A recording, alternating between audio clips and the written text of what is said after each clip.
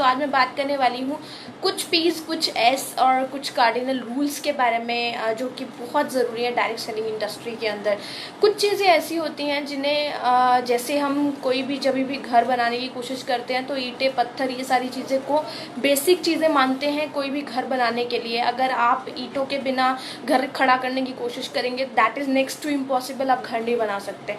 वैसे ही कुछ ऐसी चीज़ें भी हैं जिनके बिना आप डायरेक्ट सेलिंग इंडस्ट्री को समझ नहीं सकते हैं, डायरेक्ट सेलिंग इंडस्ट्री में अपने आप को टिका नहीं सकते हैं और डायरेक्ट सेलिंग इंडस्ट्री में अपने आप को ग्रो नहीं कर सकते हैं। सो ये बहुत इंपॉर्टेंट चीज़ें हैं जिसमें 3Ps 3S की बात करूँगी मैं, जहाँ पे हम लोग जो बेसिक पीस और बेसिक स्ट्रैटेजीज बेसिक रहेंगी वो भी हम बात करेंगे।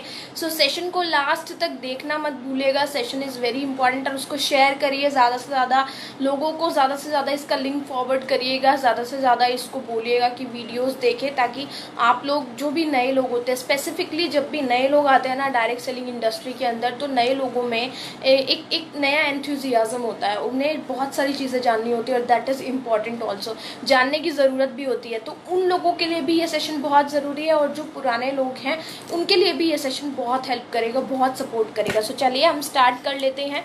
सो आज मैं बात करने वाली हूँ आपसे 3Ps 3S के बारे में और इसके साथ साथ हम 6 कार्डिनल रूल्स की भी बात करेंगे जो आपसे आगे शेयर करूंगी।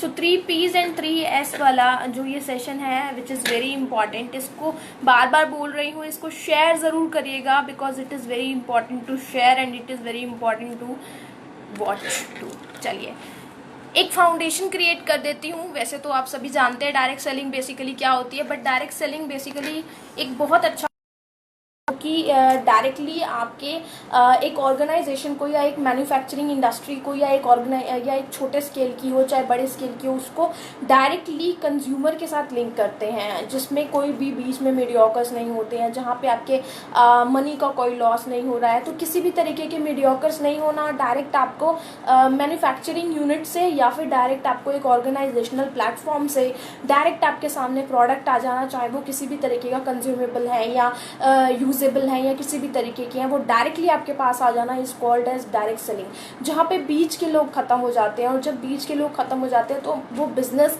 हमें आना शुरू हो जाता है। मैंने ये चीज़ बहुत देखी है कि जो भी हम घर का सामान परचेज करते हैं उसमें कभी कोई फ़ायदा हुआ है हमें, कभी भी सोप के साथ में हमें कोई बीवी मिला है, या कभी हमें भुजिया बिस्किट के साथ में कभी बीवी मिला है, या कभी सर्फ के साथ में या डिटर्जेंट्स के साथ में हमें बीवी मिला है। लेकिन नहीं, डायरेक्ट सेलिंग में ये सबसे अच्छा फ़ायदा होता है क्योंकि मीडियोकर्स बीच के ख़त्म हो जाते हैं तो हमें बीवी मिलना चालू हो जाता है। फिर वो एक तरीके से हमारे लिए बिजनेस का प्लेटफॉर्म बन जाता है और हम घर बैठे बैठे वहाँ पर अर्निंग कर सकते हैं प्लेटफॉर्म्स के माध्यम से। अगर आप ये सोचिए, अगर आपका कोई चेंज नहीं है ना, जैसे डायरेक्ट सेलिंग में चेंज चलते हैं, बाइनरी सिस्टम है या हाइब्रिड सिस्टम है या मैट्रिक्स सिस्टम है, जो ऐसे अलग सिस्टम चलते हैं, अगर आप वो भी नहीं रन करें बट डायरेक्टली आप डील कर रहे हो ना, सिर्फ आप एक होलसेल ट्रेडिशनल बेसिस पर अपनी बिजनेस रन कर रहे हो, तब भी आप बहुत सारी अर्निंग करते हैं डायरेक्ट सेलिंग के माध्यम से। इट इज़ बिकॉज क्योंकि बीच के सारे लोग खत्म हो जाएंगे। अब आप ये सोचिए, मैंने बहुत एक चीज़ बोलूँ मैं आपको, कपड़ों की बात करती हूँ मैं एग्जाम्पल के तौर पर। जब भी हम कपड़े खरीदने की बात करते हैं, हम लोग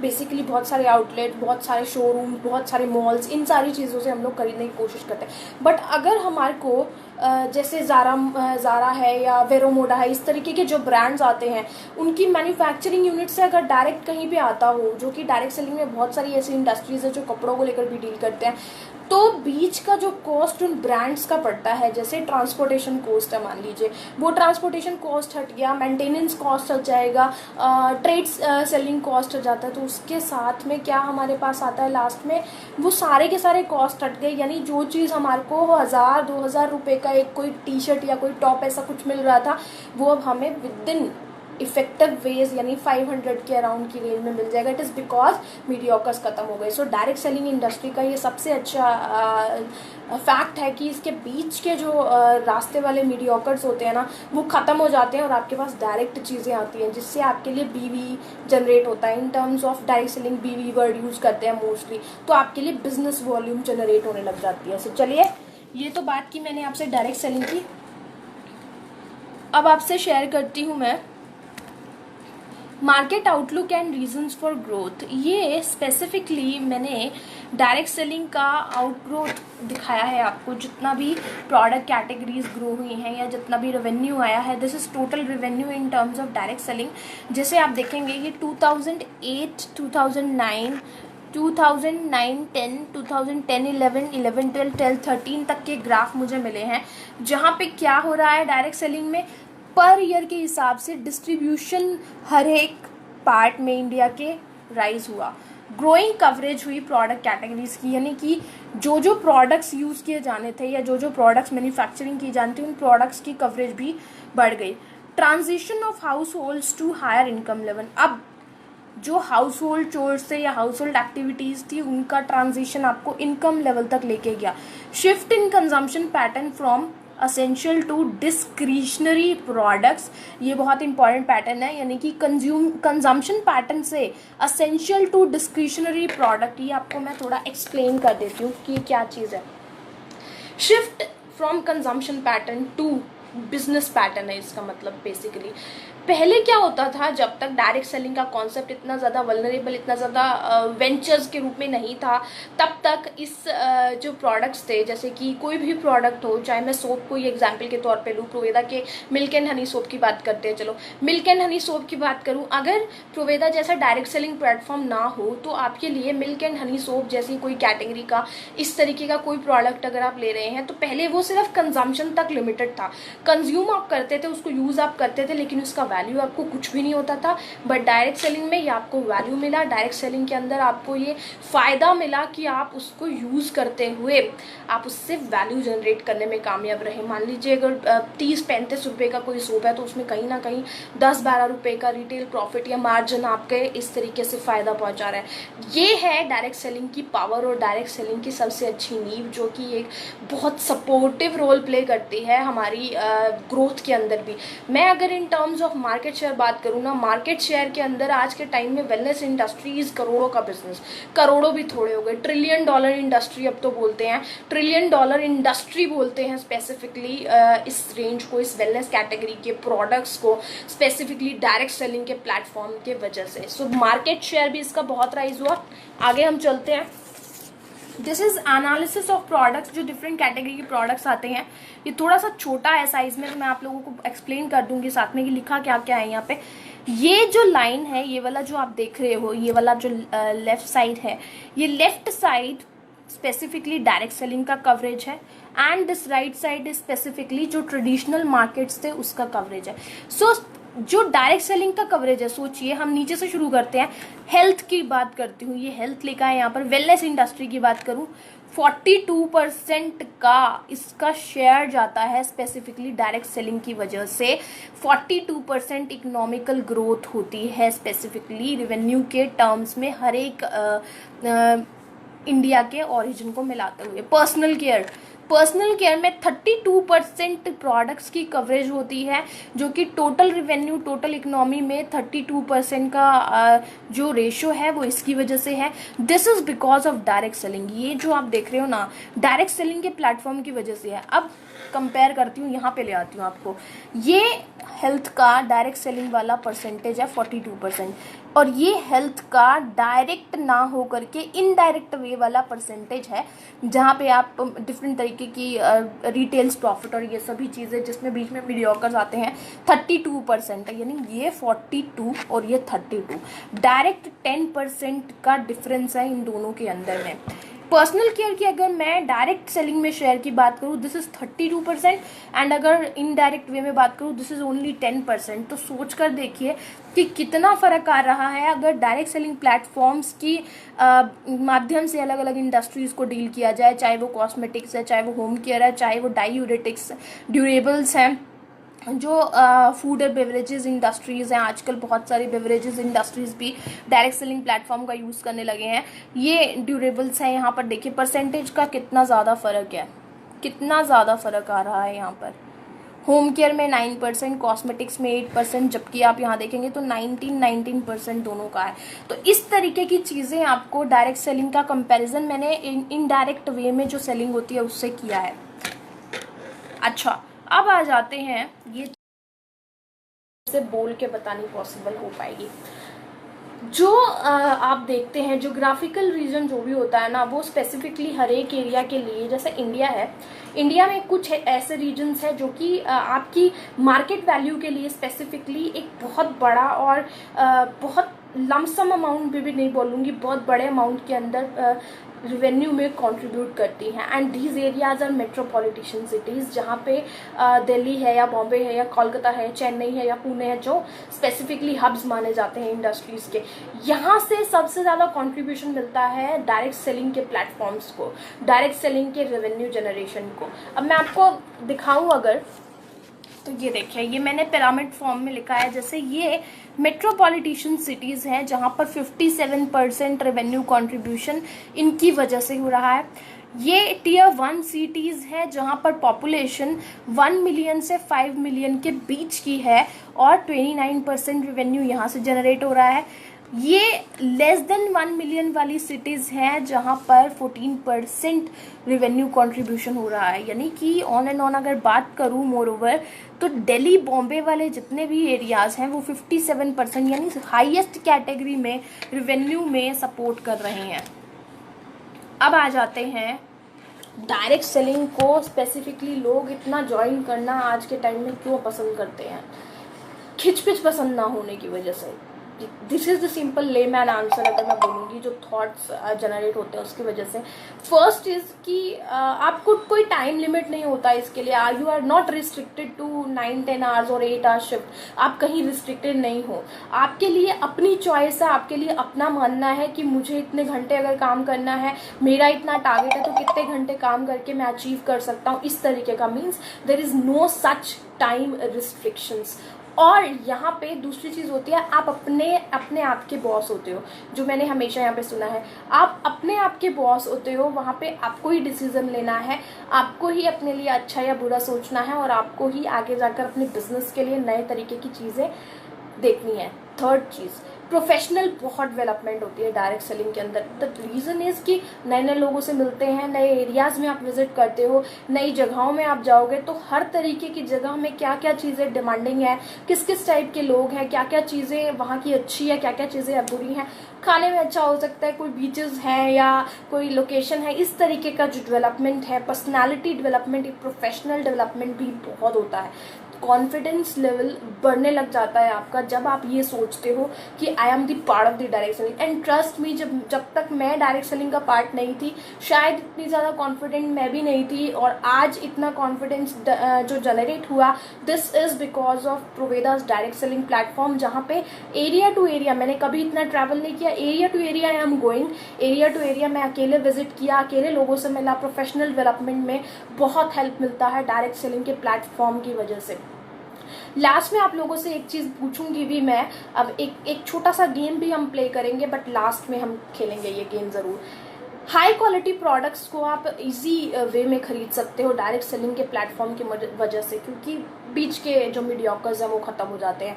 जितनी अच्छी क्वालिटी का जो प्रोडक्ट है, आप सिंपली अपनी आइज़ के सामने उसको डायरेक्टली ऑर्गेनाइजेशनल वे से परचेज कर सकते हो, या लोगों को ज्वाइन कराते हो, किड्स ज्वाइनिंग या जो भी जैसा भी प्रोसेस आप लोग फॉलो करते हो वो आप कर सकते हैं। कोई प्री रिक्विजिट्स नहीं है इसके अंदर, there is no educational criteria.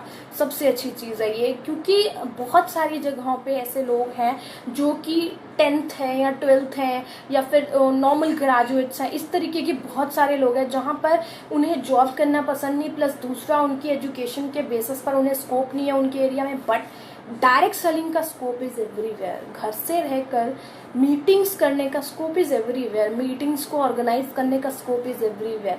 ये सारी चीज़ें आपको डायरेक्ट सेलिंग प्लेटफॉर्म के माध्यम से मिलती हैं, and that is the reason कि people do love joining the direct selling platform. और जो नए लोग होंगे, आज अगर कोई नया देख रहा है, आउट ऑफ द प्रोवेदा भी कोई अगर है, तो मैं उसे बता दूं कि अगर आप प्रोवेदा से जुड़ते हैं तो Proveda is one such direct platform जो मेरे अंदर अगर डेवलपमेंट कर सकता है तो किसी के अंदर भी डेवलपमेंट कर सकता है, because we are in same boat. हम सभी सेम बोट वाले हैं। इजीली प्रोफेशनल ग्रोथ जिसको चाहिए, करियर ग्रोथ जिसको चाहिए, then join the Proveda's direct selling platform which is one of the good platform for you to learn. Next हम बात करते हैं नेक्स्ट अगर अब मैं बात करूं आपसे, आप इस डायरेक्ट सेलिंग को देखिए, मैंने ये रूल्स आपसे शेयर किए, रूल्स भी नहीं, मैं बोलूँगी कि लोगों के जो रीजंस है एक्चुअल में कि लोग क्यों ज्वाइन करते हैं डायरेक्ट सेलिंग का प्लेटफॉर्म और क्यों उन्हें ज्वाइन करना चाहिए, दोनों ही बातें हो सकती हैं यहाँ पर। अब इसको आप सक्सेसफुल कैसे बनाओ, लोगों को ज्वाइन तो करा लिया, सबसे बड़ा चैलेंज होता है जो भी लीडर्स जब एक लेवल आप अचीव करना शुरू होते हो, फ्रॉम द डे जब आपने 2 लोगों को ज्वाइन करा दिया, 2:1 या 1:2 का रेशो आपने कंप्लीट कर दिया, then you become the leader. तब आपकी रिस्पॉन्सिबिलिटी बढ़ जाती है और तब आपके लिए जानना और ज़्यादा ज़रूरी हो गया कि अब मैं इन 2 लोगों से 20 तक कैसे पहुंचूं या 200 तक कैसे पहुंचूं या पैन इंडिया लोकेशंस को कैसे कवर करूं। वहां पर आपके लिए ये जानना और ज़्यादा इम्पोर्टेंट हो गया। एंड मान लीजिए वो नए लोग जो आपने 2:1 की रेशो में 2 लोगों को ज्वाइन कराया, कंप्लीटली अगर नए हो तो उनके लिए उनकी तरफ आपकी रिस्पॉन्सिबिलिटी और ज़्यादा बढ़ गई। आपको थोड़ा एक्सपीरियंस है डायरेक्ट सेलिंग का, बट जिन लोगों को आपने ज्वाइन कराया उन्हें अगर मान लीजिए नहीं है तो आपकी जो जिम्मेदारी है और ज़्यादा बढ़ जाएगी, और उस जिम्मेदारी को बखूबी निभाने के लिए ये 3 चीज़ें आपको करनी बहुत ज़रूरी होगी, which is to understand 6 cardinal rules of a direct selling industry, second is to understand 3 P's and third is to understand 3 S। 3 P's को समझना बहुत ज़रूरी हो जाएगा, फिर 3 S को समझना फिर बहुत ज़्यादा ज़रूरी हो जाएगा। So these are some points जो आपको कंसीडर करने पड़ेंगे when you become a responsible leader. So major objective जो होता है MLM इंडस्ट्री का, this is very common objective कि हर एक इंसान कॉन्स्टेंटली सेल्स को जनरेट करना चाहता है, इंटरैक्ट करते हुए नए कस्टमर्स को और एंगेज करते हुए नए लोगों को। 2 से 4 वाली रेशो, नए लोगों को एंगेज करते हुए एक कंपनी के माध्यम से 2 और 2 से 4 का स्केल कंप्लीट होते हुए मेजर ऑब्जेक्टिव सिर्फ यही होता है, नए लोगों को ज्वाइन करना, नए लोगों को ज्वाइन कराते हुए उनके करियर्स को सक्सेसफुल करते हुए कंटिन्यूअसली सेल्स को अचीव करना। अब आ जाते हैं हम 3 P's और 3 S की बात करते हैं कि ये क्या होते हैं। फर्स्ट P इज़ प्रोफाइल, बहुत ज़्यादा ज़रूरी है डायरेक्ट सेलिंग के अंदर। प्रोफाइल का जो शब्द है ना, ये अपने आप में एक बहुत ज़्यादा माइंड डाइवर्टिंग फैक्ट का भी काम करता है। मान लीजिए आप किसी ऐसे प्लेटफॉर्म का पार्ट बनना चाह रहे हो जो प्लेटफॉर्म अपने आप में नया हो, जिसके पीछे कोई बैकग्राउंड ना हो, आप बनना चाहेंगे क्या उसका पार्ट? फॉर एग्जाम्पल बात करती हूँ, आजकल अभी तो फिलहाल लॉकडाउन कंडीशंस है, बट एडमिशन क्राइटेरिया इज क्या? बच्चों के एडमिशन के लिए क्या क्राइटेरिया है? क्राइटेरिया ये है कि people are going through the reviews. लोगों से पूछा जाता है कि रिव्यूज़ कैसे हैं। अगर कोई पड़ोस का बच्चा पढ़ा है तो उसको पूछा जाएगा पकड़ के कि तेरे बच्चे की एजुकेशन वहाँ कैसी थी, टीचर्स वहाँ कैसे हैं। दैट मीन्स कि हम रिव्यूज़ लेने की कोशिश करते हैं। मीन्स आप उसका प्लेटफॉर्म जो बैकग्राउंड है वो आप बनाने की कोशिश कर रहे हैं, बैकग्राउंड के बारे में जानने की कोशिश कर रहे हैं। तो सोचिए, जिस प्लेटफॉर्म पर आप अर्निंग करना चाहते हैं उसके बैकग्राउंड की वैल्यू कितनी ज़्यादा होगी आपके लिए। सो डायरेक्ट सेलिंग के लिए बहुत इंपॉर्टेंट पार्ट है कि कंपनी का जो बैकग्राउंड है वो किस तरीके का बैकग्राउंड है, जो कि प्रोफाइल का पार्ट है। और आप सभी जानते हैं कि प्रोवेदा ऑलरेडी ट्रेडिशनल के एक्सपीरियंस के बाद ही प्रोवेदा मार्केटिंग इंडिया के वर्टिकल के साथ काम करना शुरू किया है। सेकेंड चीज़ आपसे बात करती हूँ, लोगों को किस तरीके से ज्वाइन होते हैं लोग, ये बहुत इंपॉर्टेंट प्रोसेस होता है किसी भी जगह का और किसी भी प्रोफाइल का, किसी भी ऑर्गेनाइजेशन का। ज्वाइनिंग कैसे होती है, मतलब जो प्रोसेस है ज्वाइनिंग का। अब लोग ज्वाइन हो रहे हैं मान लीजिए, तो लोग किस तरीके से ज्वाइन हो रहे हैं, कोई उनको कॉम्प्लेक्सिटी तो नहीं है ज्वाइन करने के लिए, कोई बहुत ज़्यादा रॉकेट साइंस वाली चीज़ है, कोई बहुत ज़्यादा कॉम्प्लेक्स प्रोसीजर तो नहीं फॉलो करना पड़ता है लोगों को ज्वाइन करने के लिए। I don't find it in Proveda, ऐसा कुछ नहीं है प्रोवेदा में। आपको simply Aadhaar card, PAN card जैसी चीज़ों के माध्यम से खुद को अपने आप को ज्वाइन कराना होता है। तो process to join is again very important चीज़ कि कैसे आप प्रोवेदा का पार्ट बन रहे हो या कैसे आप एक डायरेक्ट सेलिंग प्लेटफॉर्म का पार्ट बन रहे हो। थर्ड चीज़ की बात करती हूँ, जो कंपनी में आपने ज्वाइन किया। पहले मैंने आपसे बात की कंपनी के बैकग्राउंड की, सेकंड मैंने आपसे बात की कि जो लोग ज्वाइन करते हैं उनका किस तरीके का प्रोसेस रहता है, कॉम्प्लिकेटेड तो नहीं होता। थर्ड मैं आपसे बात करने वाली हूँ, क्या कंपनी आपको अलग अलग बेनिफिट्स एंड अलग अलग बोनसेस एंड अलग अलग ऑफर्स देती है। ऑब्वियसली प्रोवेदा देता है आपको, लोगों को बोनस भी मिलते हैं, लोगों को टूर्स भी अचीव हुए हैं, लोगों को डिफरेंट तरीके के गैजेट्स भी अचीव हुए लोगों को, डिफरेंट तरीके की गाड़ी एंड ऑल, ये सब चीज़ें भी अचीव हुई हैं। तो ये सारी की सारी चीज़ें। लास्ट पॉइंट पे आते हैं, does the company offer you different type of growing platforms, यानी कि क्या कंपनी आपका ट्रेनिंग बेसिस पर सपोर्ट करती है, क्या कंपनी आपके लिए डिफरेंट तरीके के जो इश्यूज आपको फील्ड पर होते हैं उसके लिए कुछ रिकनसाइल करती है, कुछ उसके लिए सोल्यूशंस आपको देती है, then obviously Proveda is doing great in terms of education. मैं खुद एजुकेशन का एक ट्रेनिंग का पार्ट हूँ, तो इन टर्म्स ऑफ डेवलपमेंट, आपकी फील्ड पर डेवलपमेंट में बहुत स्ट्रांगली डेडिकेटेड है प्रोवेदा के जो MD सर हैं असीम सूद, बहुत स्ट्रांगली।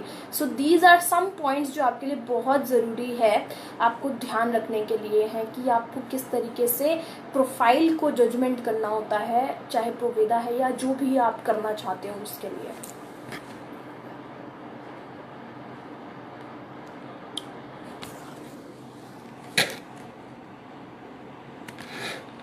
नेक्स्ट में अगर आपसे बात करती हूँ, ये आ जाते हैं हम प्रोडक्ट्स के बारे में। प्रोडक्ट्स जो होते हैं सेकंड कैटेगरी है एक ऑर्गेनाइजेशन के लिए जो बहुत ज़्यादा इम्पॉर्टेंट है। किस टाइप का प्रोडक्ट है, क्या आपको वो प्रोडक्ट पसंद आया या नहीं आया, और उस प्रोडक्ट की अप्रोच कैसी है, क्या लार्ज स्केल मार्केट पर ये प्रोडक्ट काम करती है, क्या लार्ज स्केल लोगों तक रीच करने के लिए ये प्रोडक्ट्स आपकी हेल्प करेंगे, क्या ये कंज्यूम करने लायक हैं, क्या इनके माध्यम से आप ग्रो कर सकते हैं। सबसे इम्पॉर्टेंट चीज़, मैं आप सभी के सवालों का बाद में आंसर करूंगी, और जो भी चीज़ें आप लिख रहे हो मैं इन सभी का बाद में डिस्कशन करूंगी, पर पहले हम सेशन को रैप अप कर ले। P2 प्रोडक्ट्स के बारे में। प्रोडक्ट्स आपने जो परचेज किया कैसा प्रोडक्ट था, इन टर्म्स ऑफ पैकेजिंग आपको अच्छा लगा, इन टर्म्स ऑफ टेस्ट आपको अच्छा लगा, इन टर्म्स ऑफ बेनिफिट्स आपको अच्छा लगा, या फिर इसलिए आपको अच्छा लगा कि ये जो प्रोडक्ट है उसको लार्ज स्केल मार्केट पे कवर कर सकते हैं कि नहीं है, क्या इसको ईजिली कंज्यूम कर सकते हैं क्या नहीं है, क्या ये प्रोडक्ट की जो कैटेगरी है ये आपको मार्केट में ग्रोथ करने के लिए आपकी हेल्प करती है कि नहीं करती है, which is again very important. This is the top most point of products जो कि 3 P's के अंदर आता है, जहाँ पे आप ये देखेंगे कि अगर आप ऐसे प्रोडक्ट्स के साथ में डील कर रहे हो जो प्रोडक्ट्स लार्ज स्केल मार्केट को कवर करने आपका सपोर्ट करेंगे, that means you are in a right direction, and Proveda is doing with the ongoing market, which is again the important point of Proveda. Next अगर हम बात करें, नेक्स्ट मैं आपसे बात करती हूँ P3 यानी प्लान के बारे में। अब अगर मैं प्लान के बारे में आपसे बात करूँ तो प्लान स्पेसिफिकली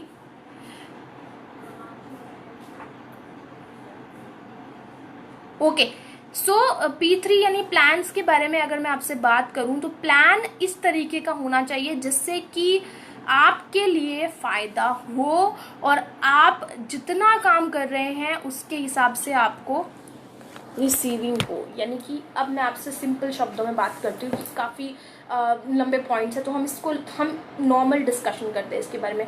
प्लान की जब भी बात होती है, प्लान एक तो यूनिक होना चाहिए which is very basic feature. दूसरा, जितना आपने काम किया उसका आपको पे आउट किस तरीके का है, दूसरा इंपॉर्टेंट पॉइंट। तीसरा इंपॉर्टेंट पॉइंट, आप जितनी वॉल्यूम्स में लोगों को जोड़ रहे हैं उतना ज़्यादा आपको पॉइंट वैल्यूज या आपकी कैपिंग्स हो रहे हैं कि नहीं हो रहे, again very important. Fourth point की बात करती हूँ, क्या आप जितनी सेल्स करते हैं उसका इनफ बेनिफिट्स आपको मिल रहा है। फिफ्थ पॉइंट की बात करती हूँ, how it is passing legacy to your family. और आप सभी जानते हैं कि प्रोवेदा में लाइफ टाइम लॉयल्टी जैसे बोनस भी हैं जो आपने शायद आप लोग मेरे से ज़्यादा अच्छे से समझते होंगे इस बारे में। तो ये आपकी फैमिली को किस तरीके से हेल्प करता है, और जिस प्लान के माध्यम से आप काम करना चाह रहे हो उस प्लान के साथ लोगों का जुड़ने की जो पॉसिबिलिटी है वो किस तरीके की है, क्या लोग इजीली जुड़ पाएंगे उस प्लान के साथ, क्या लोग उस प्लान को इजीली समझ पाएंगे, क्या उस प्लान के साथ इजीली अडेप्ट हो पाएंगे। So what I found is प्रोवेदा का plan is so simple to understand.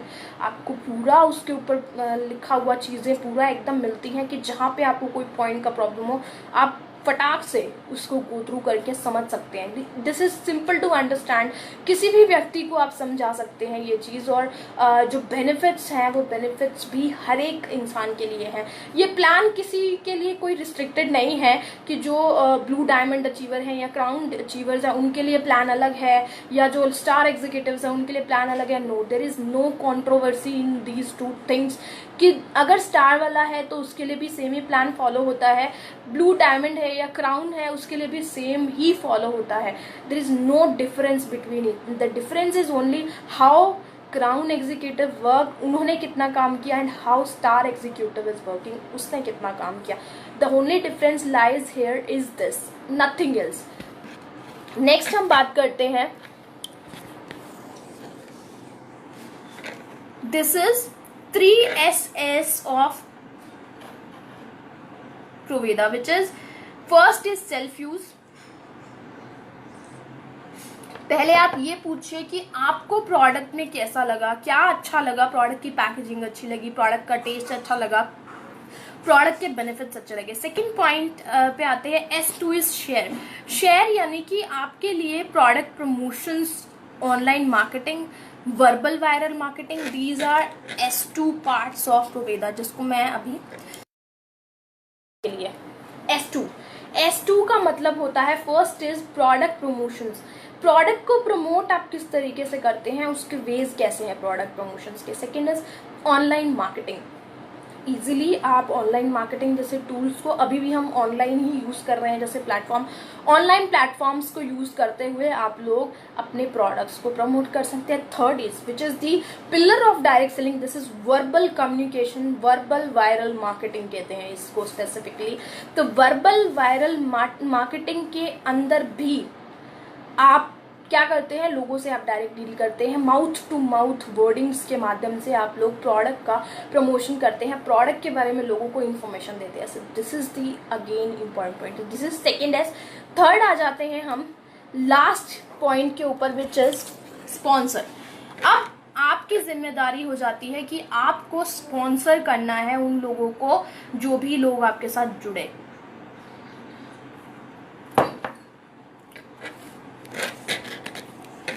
ये बेसिकली जो अभी मैंने देखा है, नरेंद्र म्हात्रे जी कह रहे थे कि 5P उनके अकॉर्डिंग क्या होता है। नरेंद्र म्हात्रे सर बिल्कुल आप एकदम सही हैं। डिफरेंट टर्म्स के अंदर, different scientist and different management terms के अंदर ये P और जो S होते हैं उसको अलग अलग तरीके से डिफाइन करते हैं, बट उसका फाइनल कंक्लूजन सेम ही होता है। So you are right on your place. और मैं जो चीज़ें शेयर कर रही हूँ उसका मैं एकदम, आप उसके डीप के अंदर बात कर रहे हैं जिसमें हर एक पॉइंट के अंदर सब पॉइंट्स की आप बात करें, वहां पे आपको 5 हो जाते हैं। यहाँ पे मैं जो बात कर रही हूँ मेजर चीज़ों की बात कर रही हूँ, सो दैट जो एक नया हो व्यक्ति उसके लिए बेसिक चीज़ों को समझना ईजी हो। सो this is basically 7 P's and 7 C's जो इन तीनों P और तीनों C के सब पॉइंट्स के अंदर आते हैं, जिसमें प्रोडक्ट्स और कंज्यूमर का रिलेशनशिप, प्राइस और उसकी कॉस्टिंग का इंपॉर्टेंस, प्लेस और उसकी कन्वीनियंस यानी इजीली अवेलेबिलिटी, मार्ट शॉपीज के माध्यम से, प्रमोशंस यानी कि कम्युनिकेशन किस तरीके से हो रहा है, प्लेटफॉर्म कंपनी का कैसा है, इस तरीके का, पीपल केयरिंग है कि नहीं है आपके लिए। This is important point. This people caring का मतलब हुआ कि जो आपके साथ में जुड़े हुए लोग हैं, आपके अपलाइंस हैं, how they are supporting you. Processes coordinated होने चाहिए बहुत। फिजिकल एविडेंस यानी जो हम डेमोज देते हैं, that is confirmation of this particular thing. Rajkumar sir बिल्कुल सर, दरअसल फोन पर हम लोग आपको स्क्रीन शेयर करते हैं लैपटॉप के माध्यम से, सो थोड़ा सा यहाँ पे स्क्रीन का प्रॉब्लम रहता है, हिल जाती है स्क्रीन। आप मुझे लिख दीजिएगा कि आपको कौन सा चाहिए है, उसका स्क्रीनशॉट मैं आपसे शेयर कर दूंगी। 6 कार्डिनल रूल्स की अगर मैं बात करूं, ये हैं, कभी भी अपने आप इनोवेशन नहीं करना चाहिए है आपको विदाउट डिस्कसिंग और counselling your upline. Second point is never pass any negative to downline and cross line, कभी भी नहीं। कभी भी किसी और के मनी मैटर या ईगो या फैमिली मैटर से आप मेसअप मत करिए डायरेक्ट सेलिंग के अंदर। कभी भी क्रिटिसाइज मत करिए, कंप्लेन्स मत करिए, इसको सॉर्ट आउट करने की कोशिश करिए। माइंड योर बिजनेस, अपने क्रॉस लाइन के साथ डिस्कस मत करिए कि आप क्या स्ट्रैटेजीज फॉलो कर रहे हैं। आप अपने लिए और अपनी डाउन लाइन के लिए फोकस्ड रहिए। Never use alcohol and smoking in business. This is all about the 3 P's and 3 SS of direct selling industry। ये बहुत इंपॉर्टेंट पार्ट है।